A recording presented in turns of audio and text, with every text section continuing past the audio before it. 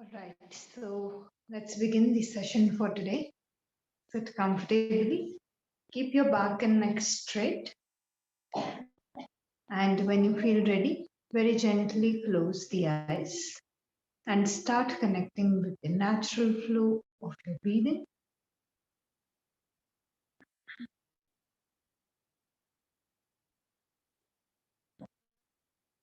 Just watch each and every breath as it moves in and as it moves out.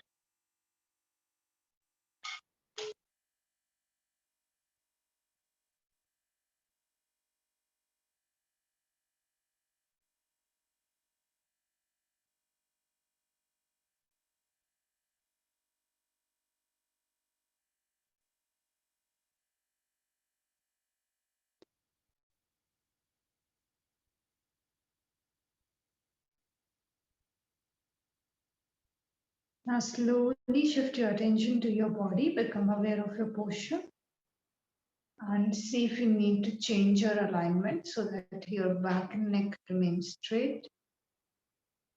Neck, shoulders, and face are relaxed. You are comfortable in the pose that you have chosen, and there is stability in your body.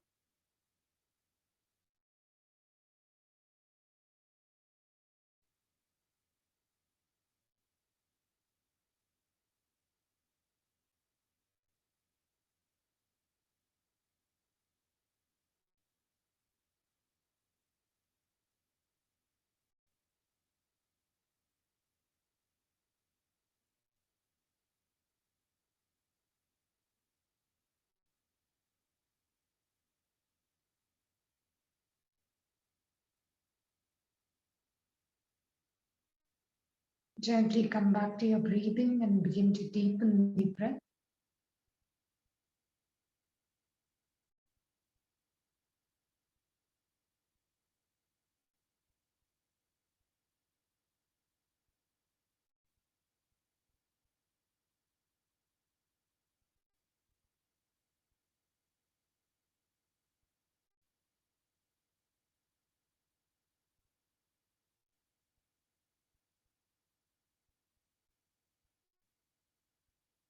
We are going to open today's session by chanting three times, followed by the Guru Mantra. Take a deep breath in for Om. Om.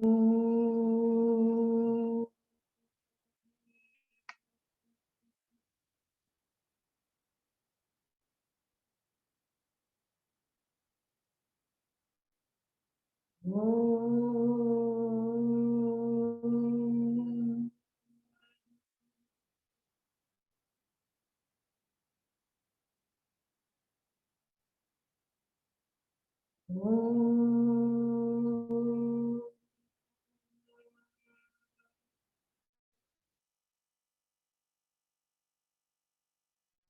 Shanti, Shanti, Shanti.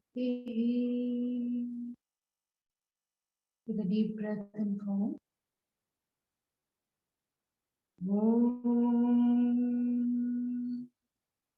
Guru Brahma, Guru Vishnu, Guru Devo Maheshwara,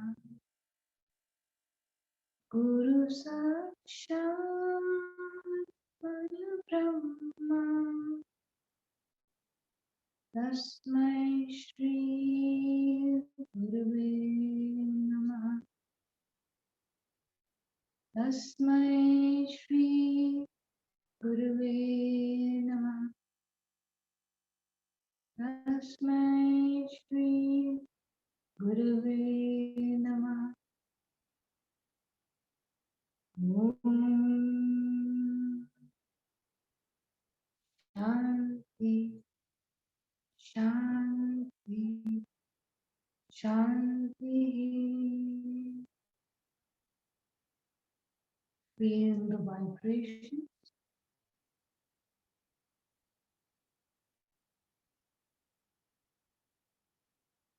Join your palms together and begin to rub the palms.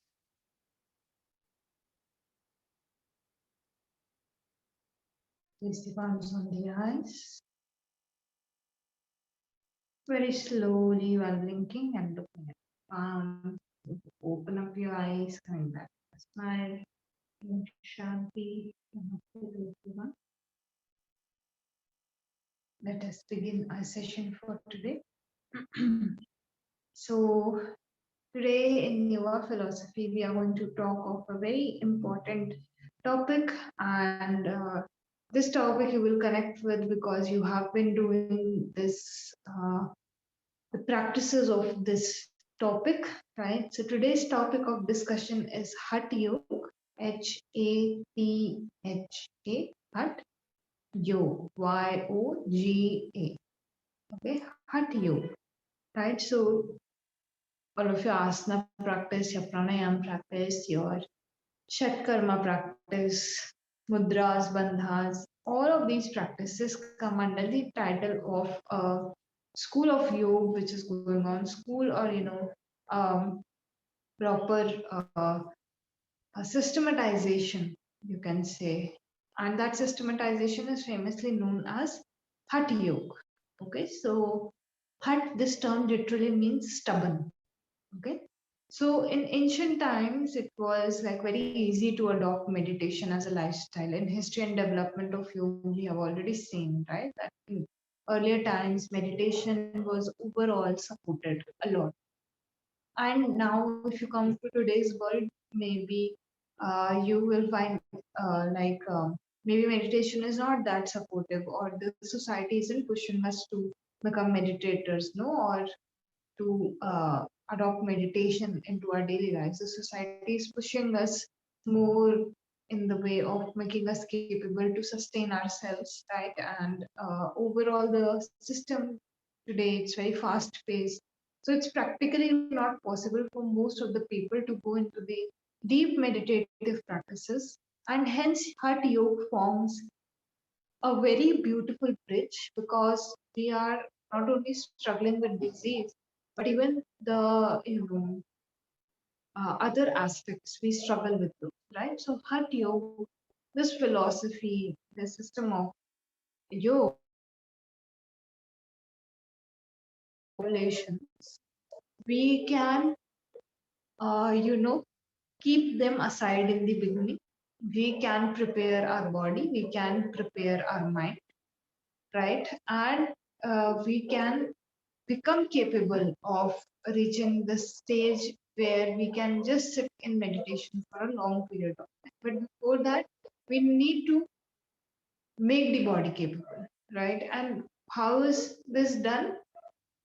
Through the Hatha Yogic practices. So if you read, and even we will have very uh, elaborate discussions on Raj Yoga. So if you read about Hatha Yoga, right? So uh, you will see that rules and regulations they are like not forming the beginning point. In Raj Yoga, they form the beginning point, but these rules and regulations they were kept aside, and not kept aside meaning thrown out. They have just changed their placement. Okay, so Hatha Yoga believes that in order to even follow the rules and regulations, you already need to have stability in the body and the mind, right? It's so hard to stick to rules on a day where you are like sad, or on the day when you are very happy also, in fact, right? So Hatha Yoga said that through the preparation of the body, we become ready, body and other aspects, we become ready for deeper practices like meditation, right? Also, as the society proceeded ahead, rules and regulations were acting more opposite to us than working in our favor. So earlier, first when rules and regulations were followed, then entire flow used to take place. But now, as the times moved ahead,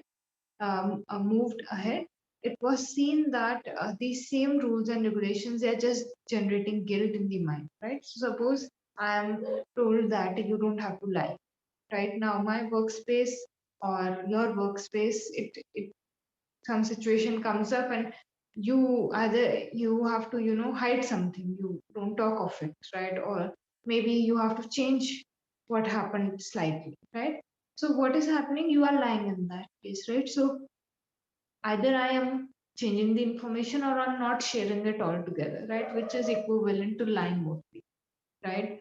So uh, all the time, the circumstances in my life will not provide me with a means where I can be truly honest, right? It could be in your family, it could be in your school, your workplace, anywhere it could happen, right? It could just have, like, you would have to speak a lie just in a random interaction also.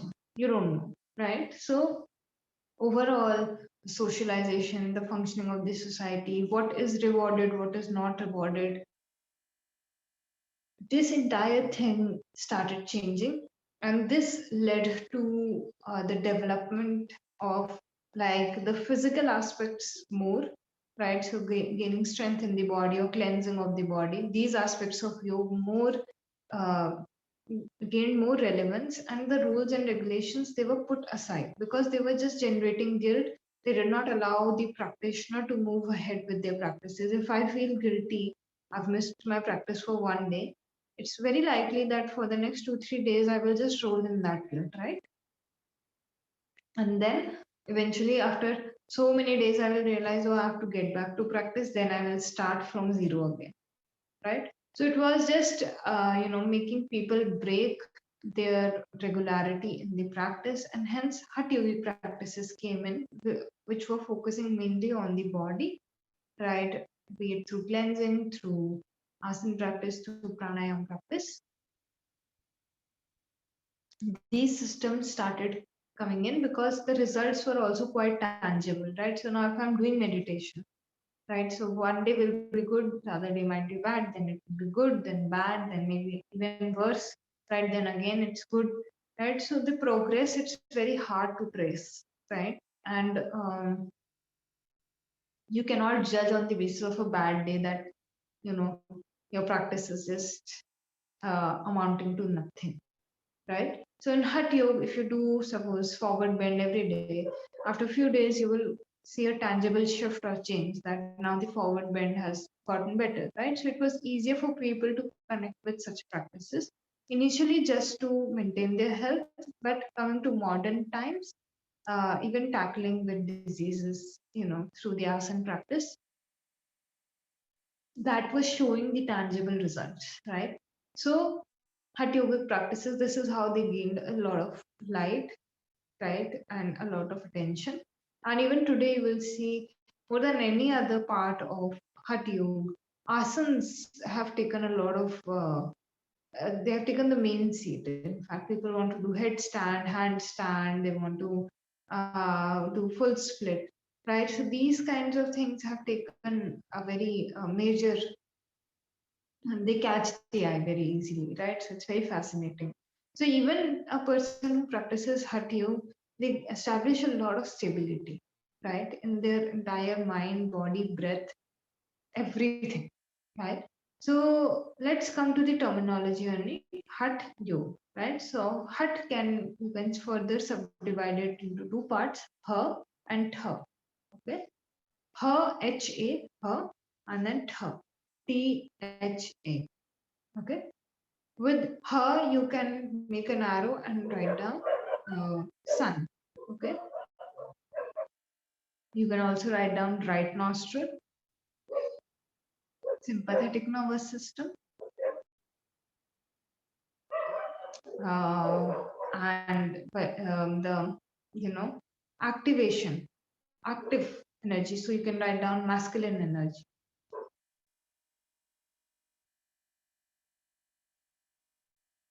And with her, you can make an arrow and you can write down the moon, right? Your uh, left nostril, parasympathetic nervous system. Last one is the feminine energy.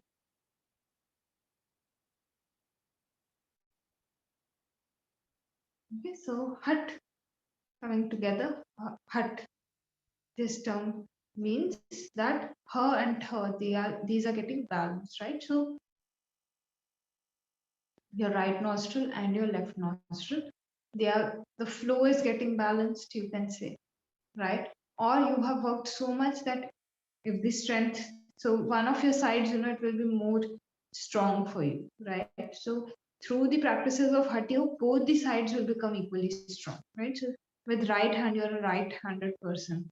You are doing everything with the right hand. Means the left hand, because it is not getting that kind of practice, it's unable to do certain things, right? So if I write something down with this right, I am also a right-handed person, right? So if I write that down, it will be very beautifully written. It will make sense. Anybody who is reading it, they will be able to comprehend it. But same sentence, if I write down with my left hand, it will not be that great, right? Even it will be difficult to decipher what has been written. So there is at all times an imbalance. You can look at it at any level, right? But physically understanding, there is this imbalance. No, my right is stronger than my left, right? So through the practices of Hatha Yoga, I established balance. So this strength which the right hand has, that is again the strength that the left side will also begin to have. So right side and left side, they will come in a balanced position, more equal position. And that is exactly the aim or the target of doing Hatha Yoga. The aim or target of doing Hatha Yoga is not just to be in the headstand for 10 minutes, 20 minutes, or just achieving the handstand. That that's just a stepping stone, right? It doesn't mean you have to stick to it, right? So most of the world, they are just sticking to the asana practice. They are not moving ahead, right? And this becomes very restrictive also, right? Because you get restricted by this thing. Now, all of my attention, it will be on asana, asana, asana practice every day. I have to do that. I'm not seeing it as a stepping stone. I'm seeing it as the final destination, right? So Hatha Yoga does not say this thing. Hatha Yoga says that do all the practices with the target to achieve balance on both the sides, right? So once the balance is achieved on the right and the left side, then the central, right, central you can say road opens up, right? So like I said for her, right? So I said sun, I also use the right nostril. In terms of energy channels, you can write down Pingla Nadi, Pingala. Along with her, you can write down Pingla and then Nadi, Nadi, Pingla Nadi. Okay. So and then with her, you can write down Ida Nadi, Ida, Ida, Nadi, Nadi. Okay. So let's come to her. Her is talking about this word, is talking about the masculine energy. So we are a combination of both feminine and masculine energy. It doesn't matter what your gender is, it's about the energy that you have, and you have both of them within, right? So I can be very active, I can be very motivated and ambitious, and then at some points of time I can have another approach towards life where I am more passive in my approach, where I am more nurturing, where I am more like I'm enjoying the rest that I'm taking, right? So I need both activeness and resting in my life, right? So the right side or right nostril, it is promoting the more active forms, right? It's showing up in a much more active form. And this is the energy which drives me in my life to do the things, to achieve the things, right? And hence it is associated with masculine energy also, right? So masculine energy is more like getting the things done, doing the things, right? So sun-like energy, right? Activeness, okay? And in scientific terms, you can also say that the sympathetic nervous system that is getting activated. Okay, so sympathetic nervous system is again associated with the fight and flight response, right? So you are mostly conscious, aware, very attentive, right? When you are in this state of mind, right? But we cannot be active all of the time, right? So we also have this trigger or the tendency the body shows where we are more passive in our approach, or we are in a very reflective kind of energy, right? And that is represented by the left nostril, right? The tha part. Okay, tha represents the left nostril, and it represents the feminine type of energy. Feminine energy is very nurturing. It is very relaxative, right? If you have encountered this kind of energy from anyone in your life, right? So uh, they have a very soothing, calming presence, right? So feminine energy, like you look at nature, no? So it's the exact feeling you will be able to understand. So we always say mother nature, right? So when you look at nature, it has its own quality, it has its own, everything flourishes in its presence. It doesn't discriminate, right? There is this sense of things flourishing, things growing, things nurturing, right? So this kind of energy, all of us again have this kind of energy, and that is the third portion, right? So left nostril is representing this kind of energy. In scientific terms, you can say that it is the parasympathetic nervous system. Parasympathetic nervous system, right? So parasympathetic nervous system is generally associated with very relaxed states of mind. When you look at the moon, there is an unsaid silence within you, right? There is an unsaid calmness or peace, right? And right now the moon is moving towards full moon. So if you just go outside at night and you just watch the moon, you feel more still, right? So it is that kind of energy which is getting induced when the left nostril it's flowing, right? So at all times, one of our nostril dominates the other one, right? So for common people, either my right side will be very active or left side will be very active, and it's not just that they are active; it's also that. Uh, it's not just that they are becoming active, it's that they keep switching, right? Because I need both my active side also and my relaxative side also, right? So when my right nostril is more dominant, or it's the only nostril through which I'm breathing, I will be in a more active state of mind. I will want to get things done. I will be in that ambitious kind of energy, right?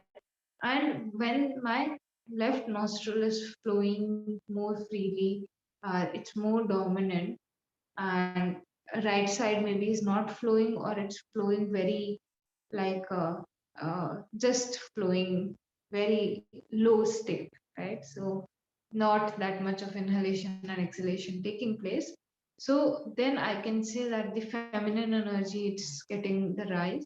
I will be able to relax much better. It will induce a very calming state of mind. And this is your left side doing, like the dominance of the left side does this to us, right? So during the day, what happens after every 60 to 90 minutes, the nostrils switch, right? Switching means that if currently my left nostril is dominant, then after 1.5 hour, by default, my right nostril, it will switch to the dominance of the right nostril. And this is how somewhere the, um, switching takes place, the balance in the switching is maintained. And when the switching is happening, very momentarily for a few seconds, the like both the nostrils begin to flow easy, like equally.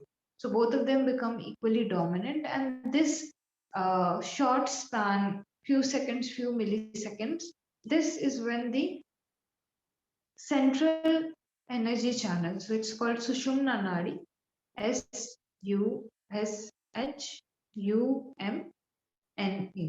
Sushumna Nadi, this begins to become active. right? So yogi's aim is this only, that the other two, they are flowing equally, right? So that the central, no, central energy channel, it can open up. It can only open up when this thing happens. Otherwise, you will switch from one side to the other side, to the first side, then to the other side, right? So in order to have a more balanced or central approach, you will need that, you don't jump from one side to the other. It's in between, right? So when both of them flow equally, right, the Sushumna Nadi, this central channel, it gets activation, and the yogi aims to keep this activation going for a long period of time. So for us, by mistake, it's happening multiple times every day, right? But the duration is very, very small, right, when this switch is taking place. So you need to be aware of this thing as well, and the yogi aims to prolong this time period, right? So we are going to discuss Hatha Yoga more in depth tomorrow, right? For today, let's begin with the pranayama session, because we have to cover one full topic of pranayama also today. So pranayama, right? Till now we have done various free practices, right? So we have done, yeah, uh, abdominal breathing, starting from natural breathing, then we went to abdominal breathing, thoracic breathing. We then start with your thoracic, then clavicular, then yogic deep breathing. Then we did some practices and reached the original practice of Nadi Shodhana. And then finally, last class, we completed Kapalbhati. Right? So these are all different pre-practices that we have. And today we are going to learn about our first pranayam practice. This practice is called Surya Bhedan Pranayam. Surya Bhedan Pranayam. Okay. Surya, Surya Bhedan. Bhedan. This Surya Bhedan Pranayam. So Surya, this term means sun, sun, sun. And Bhedan, this term means to awaken or to pierce.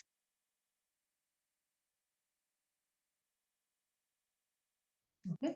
So Surya Bhedan, this pranayam in English, it is called the right nostril breathing or the vitality stimulating breath.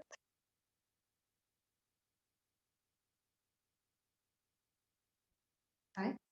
So Surya, as you know, in today's philosophy session only, I have already given you the qualities of sun, right? The masculine energy, the active kind of energy. So Surya is representing the right nostril, right? And activation of the right nostril. Okay, so our focus during this pranayam is the activation of the right nostril, and Bhedan is to pierce, to purify, to awaken. So again, through the purification of the right side, right nostril, we are aiming to uh, get more flow and more energy of that side. Okay, so after doing Surya Bhedan, you will tend to become very active. You will, if you feel very sleepy or dull, be it on a physical level or on a mental level, after the practice of Surya Bhedan, you will feel much more active. You will feel like getting things done,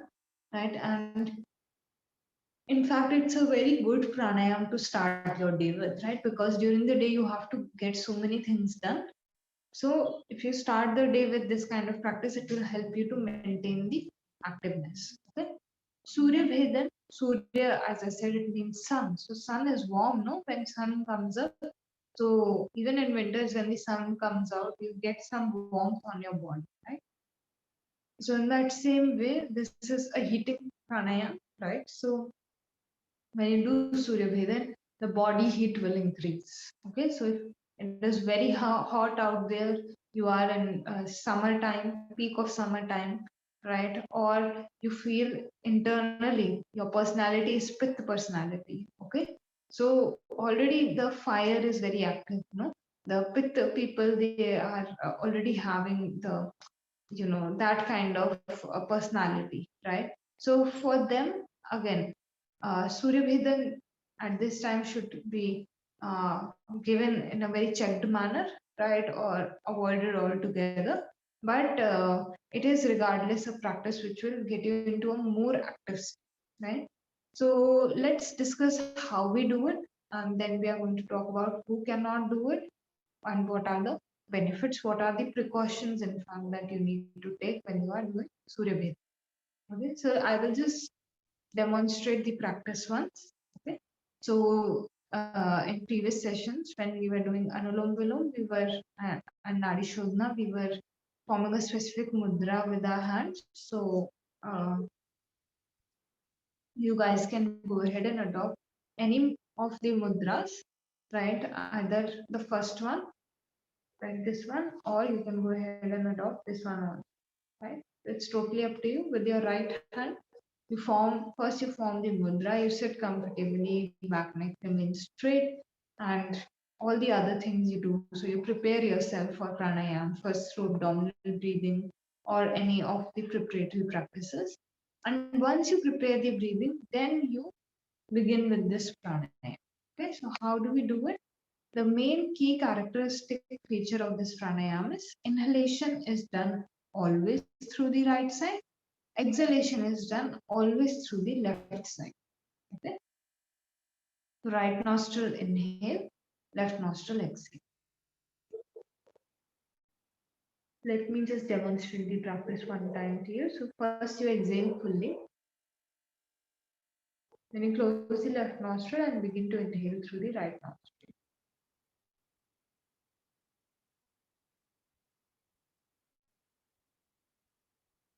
After you inhale, close the right nostril, open the left nostril, exhale.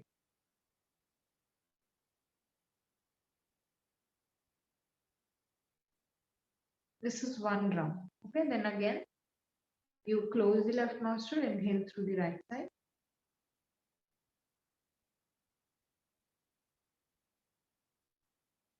Close the right nostril, open the left nostril, exhale.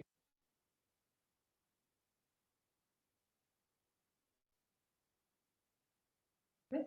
These were two rounds that I demonstrated, which is again the same. Inhaling through the right side, exhaling through the left side. This forms one round. Okay. So let us look at some contraindications, precautions, and benefits of the practice, and then we are going to go ahead and do the practice. Right. So who should not strictly should not go for this practice? People, heart patients, okay, your high blood pressure, right? People who have hyperthyroid, right, where the thyroid levels are high. Any disease related to pith personality, right? So any disease that is caused because of the aggravation of pith, you have to avoid this pranayam in that case. In case of ulcers, right? In case of anxiety as well, right? So some people they have a very dull mind. They just they are like having sadness and they don't want to move around. They don't want to do anything. So for them, this practice is beneficial. But if your mind has the tendency to run away a lot, right, it's having that like so much energy, so much activeness, then again, Surya Bhedan is not the practice. You can go ahead and do other practices, but Surya Bhedan should not be practiced in that condition. So, in case of stroke as well, right, these are few conditions in which you have to completely avoid Surya Bhedan. Like I said before, in summers, hot temperatures, again, it is not a preferable practice because if there's so much heat around you and then you start doing Surya Bhedan, so the warmth builds up in the body, right? And then it might cause you headache, it might cause you discomfort. So you have to be careful, right? So what are the few precautions? First thing, Surya Bhedan, it's a great practice, but you should never do it after eating, right? So Surya Bhedan has this benefit of increasing the digestive capacity, right? So it works on making your digestion better, but that doesn't mean that you eat food and you start practicing, right? It will hamper with the flow of the food being digested. I have explained this in earlier sessions also, right, where I was talking about the breathing. And I have explained this thing that, you know, and even the food. So I have explained this thing that 3 to 4 hours gap should be taken after food, like for pranayam practice. And also that, you know, uh, this, it should never be done immediately, even if it's supporting some like process, it's making the metabolism better so that you can do that practice better. But you shouldn't, right? So gap of minimum 3 4 hours after eating the food. Then you should not over practice Surya Bhedan. Why? Because I'm only working towards the activation of one side, right? So when I work towards the activation of one side, then it is causing an imbalance, right? So I might end up overactivating one of these sides, right? You have to do very like the practice of Surya Bhedan has to be done very, very carefully, right? Initially, just starting with 10 to 15 rounds and then continuing as per the guidance that you are being given. So, guidance of the teacher is of utmost importance for a practice like Surya Bhedan, right? Let's come to some of the benefits, right? So, when we look at benefits, so many I have elaborated in explaining the previous few things only. First benefit that you get from Surya Bhedan Pranayam is the disorders related to uh, Kapha and Vata. They, you know, begin to balance out. So if somebody is having Vata personality, they are having Kapha personality, they are struggling with that. You can make them practice Surya Bhedan, through which Pitta increases, right? So right now Pitta is suppressed, but through the practice of Surya Bhedan, Pitta in the body it increases. So it's very good for disorders related to Vata and Kapha. If you are having any such kind of disorder, Vata or Kapha disorder, then you can go ahead and start with the practice of Surya Bhedan. It will be very beneficial, right? Then again, Surya Bhedan, it is giving you a very active kind of energy. So people who are generally very shy, people who are generally, hesitant to talk, or they, find it very difficult to interact with everyone around them. They are very introverted in their nature, but they still want to do that, right? So they can go ahead and practice Surya Bhedan. Surya Bhedan makes the mind extroverted. It makes the body more like active. So you get the work done. You put yourself out there, right? So through the practice of Surya Bhedan, these kinds of benefits can also be derived. It increases the temperature of the body. So suppose in winters you are feeling very cold, right? So you can practice a few rounds of Surya Bhedan and you can see what kind of difference or impact is coming when you go for the practice of Surya Bhedan. Apart from this, Surya Bhedan tends to increase the digestive ability of the body, right? On an emotional level, also it helps you to become more active. Basically, it is inducing the activeness. So it could be in the form of emotions, it could be in the form of just how you are moving your body, right? Where it helps you to get to the point where it becomes beneficial for you to do those things, right? So somebody who's undergoing depression, any kind of sadness, for them, Surya Bhedan is a very effective practice. You can push them or teach them this technique, right? Push them towards this technique, and they will derive immense benefit out of it, right?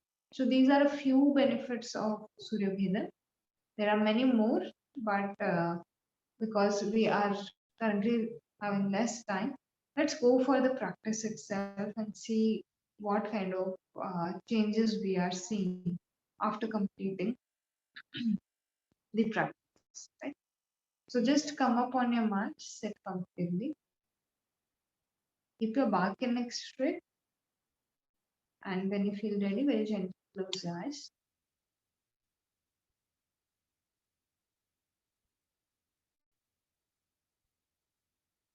Start connecting with the natural flow of your breathing.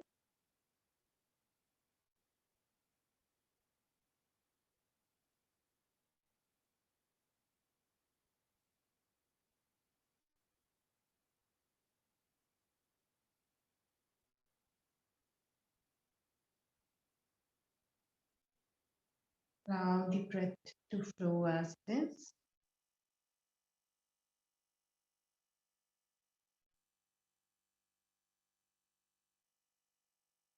Now slowly and gently shift your attention to your body. Become aware of your posture.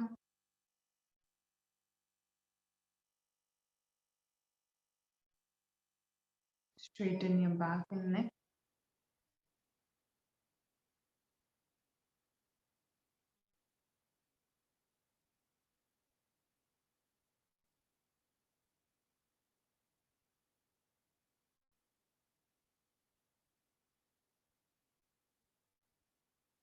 Now slowly and gently come back to your breathing and begin to deepen the breath.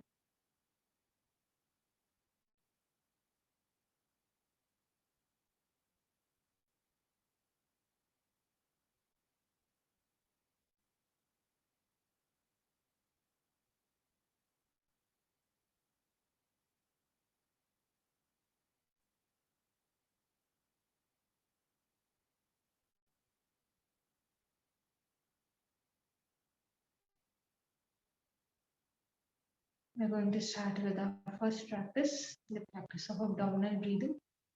Keep your back and neck straight. Exhale fully. As you begin to inhale, expand your abdomen. As you exhale, contract your abdomen. A few deep breaths like this.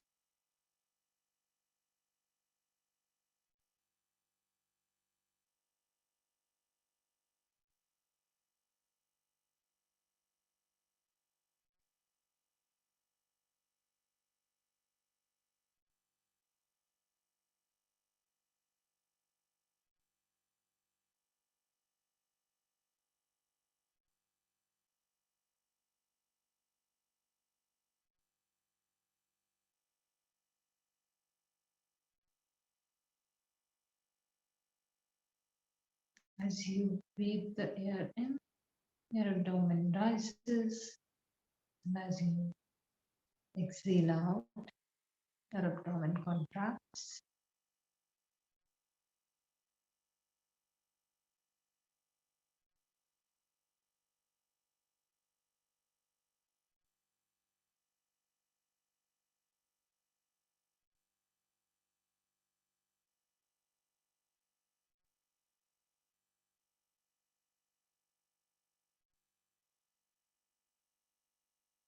Your next exhalation, completely suspend your practice. Come back to the natural flow of your breathing.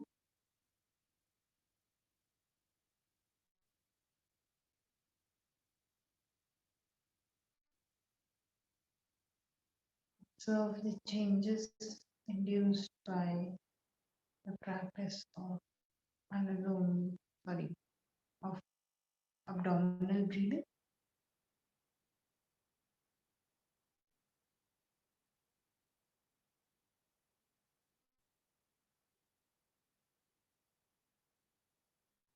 Keep your back and neck straight.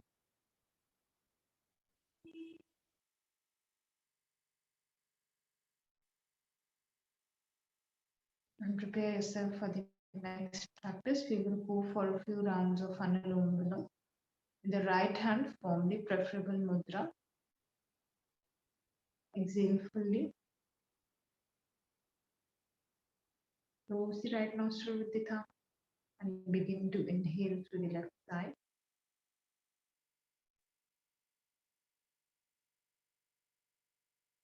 Close the left nostril, open the right nostril, exhale.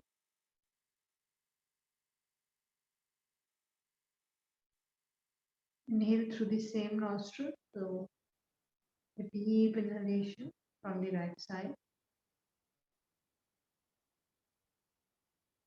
And then close the right nostril, open the left nostril, exhale.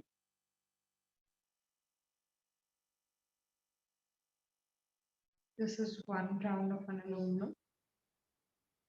Continue with your practice.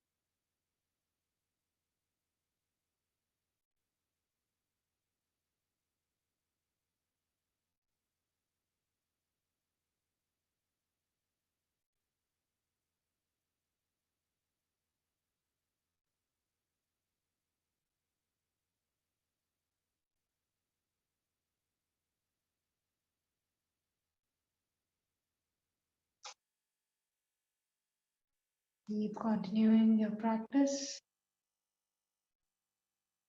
switching between the right and the left and the right nostril.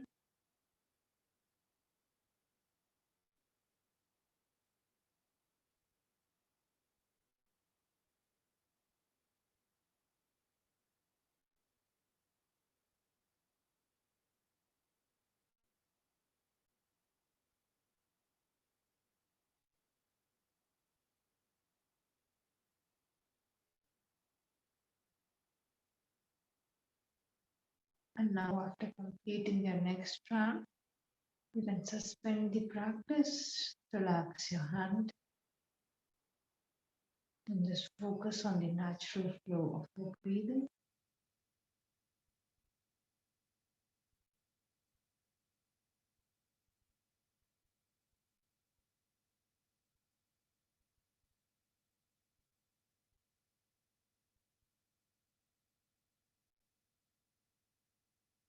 Observe the impact, the soothing and calming impact of Anulom Vilom.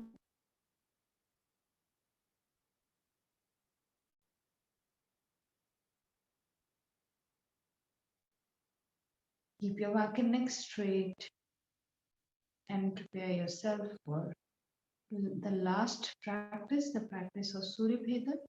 With the right hand again, form the preferable mudra. Exhale fully. Close your left nostril this time and begin to inhale through the right side.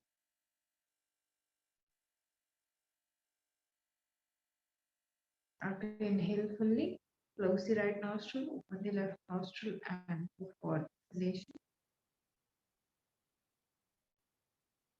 Again, close the left nostril, open the right nostril, inhale.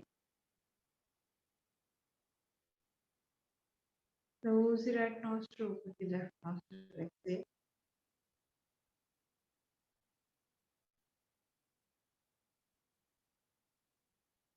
Again, close the left nostril, open the right nostril, inhale.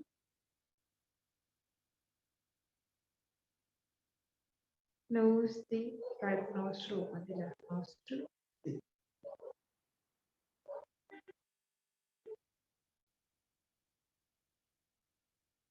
Like this, go for a few more rounds.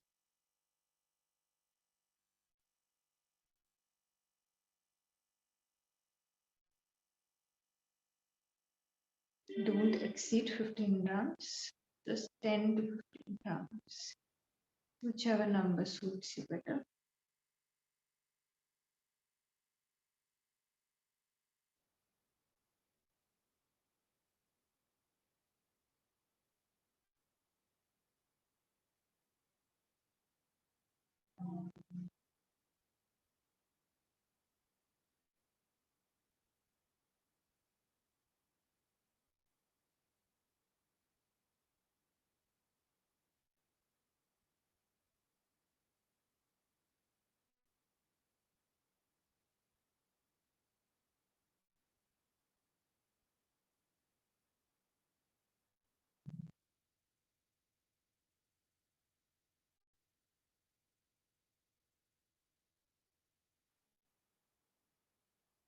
After completing the 10 to 15 rounds, again you can relax your hand.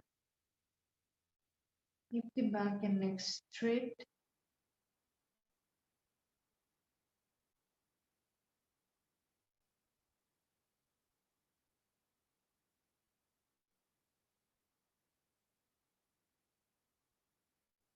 If you're able to feel the heat that the pranayama has introduced or activated,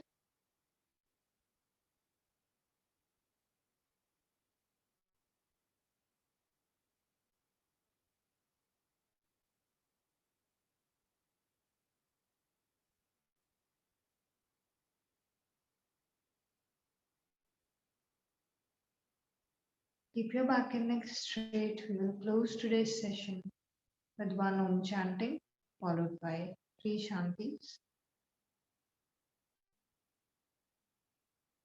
Take a deep breath in for Om.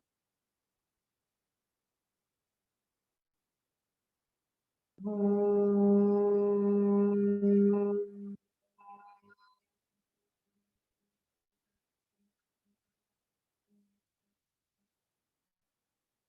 Shanti, Shanti, Shanti.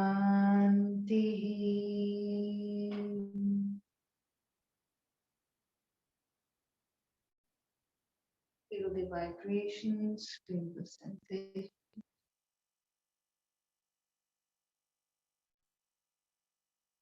Join both your palms together and begin to rub your palms. Place your palms on your eyes. We will do this 2 more times. Rub the palms together.